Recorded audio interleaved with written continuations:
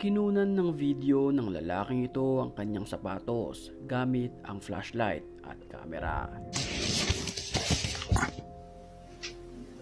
At sa mga pagkakataong iyon, nakunan ng video ang animoy paa sa ilalim ng kama. Pero ang nakakapagtaka rito, bigla itong nawala ng parang bula.